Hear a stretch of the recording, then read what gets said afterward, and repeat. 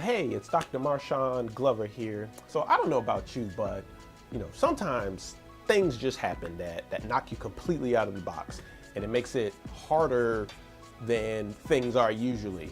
That's what we call adversity. So in this video, I'm going to talk about 3 different types of adversity and how to overcome adversity that you may experience in your business, in your career, or pursuing your passion. So here we go. The first part of adversity is what we consider to be the domain, the location, or the classification. It's the first thing that you think of when you're describing the adversity that you might have and how you're being personally affected. They are physical, mental, emotional, financial, spiritual, and social.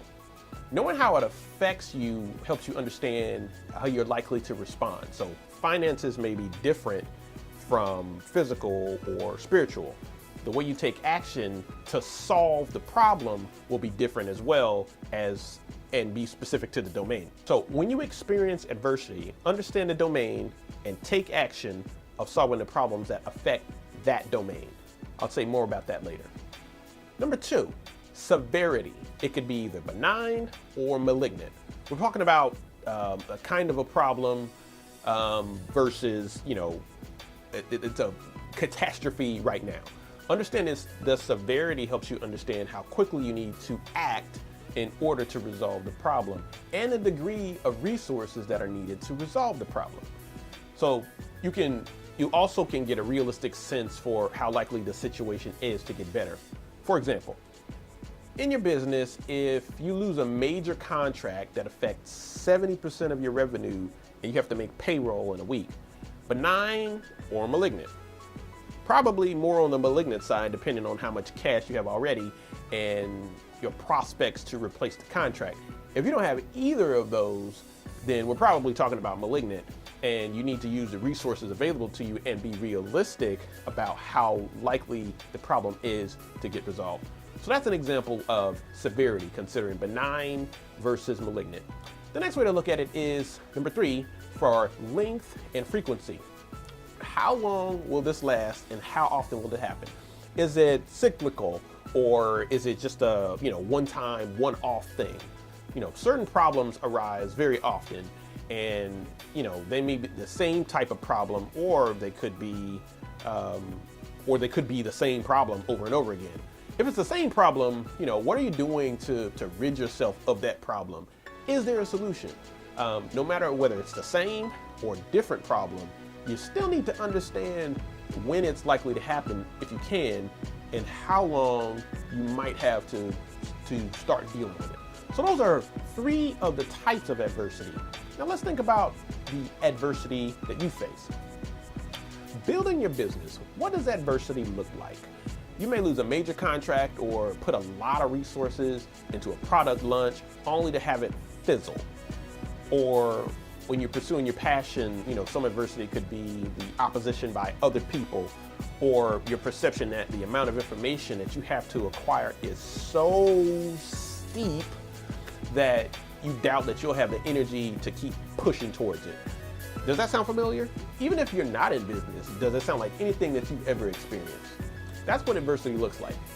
Now, here's the cool thing about it. Did you know that adversity is something that can be measured, like your IQ, like your intelligence quotient? With IQ, it's your ability to use knowledge to adapt to situations based on your genetics and your acquired knowledge over time. It's a measure of your ability. So there's a way to measure your ability to deal with adversity, and it's called the adversity quotient. And it's a measure of resilience, how you're able to bounce back from difficult challenges or life circumstances. So this work was pioneered by Dr. Stoltz, and the adversity quotient is a predictor of a person's success in life, and is also primarily used to predict attitude, how you deal with mental stress, how you persevere in general, how much longevity and happiness you'll have, how you learn, and how you respond to changes in the environment. Now, I know that's a lot to take in, but here's my point.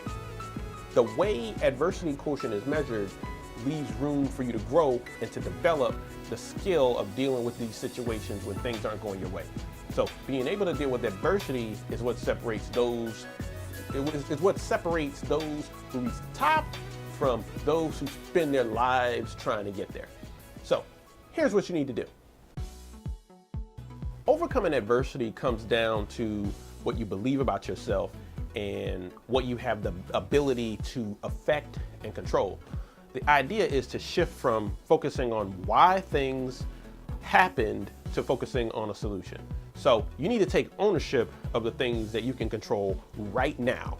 In the beginning stages of dealing with the event, you're shooting yourself in the foot by trying to figure out why something happened. And this could lead to more blaming of yourself and other people. Instead, the way past it is through decisive action on what is in you to change right now. So here are some examples of shifting from focusing on the cause of the problem to finding solutions. Instead of asking, could I have prevented this, versus what parts of the situation can I improve? Instead of asking, did I cause this or did someone else cause this? What kind of impact can I have on what happens next is what you should be thinking. Or instead of asking, is there a single cause or are there multiple causes for this problem? You should be thinking, how can I contain the negatives and generate some potential positives? And finally, instead of asking or thinking, is the cause of the problem temporary or long lasting? You should be thinking, what can I do to begin addressing the problem right now? When you begin to think about your situation this way, it changes your perspective. Your only focus then becomes getting through it. And that's what overcoming adversity is about. Sure, at some point, it's good to understand why, but not in the beginning. There'll be a time to evaluate the whole situation later. Here's another thing. People are less likely to blame themselves for adversity when it happens because they know by experience that they're able to work through the situation, and it builds up confidence in you that you're capable of solving problems. And if you think about it, that's really the heart of it. You don't really believe that you'll be able to get through a problem. And no one really wants to go through difficult things because it has an emotional effect on people and it causes you to doubt yourself. With a more useful perspective, you focus on the part that matters, and that is your ability to deal with adversity. Think about it for a second. Can you imagine what it would be like if you embraced the belief that you were capable of solving any problem imaginable? What kind of decisions would you make? I guess the best question is, how big would you play in life? It's crazy, right?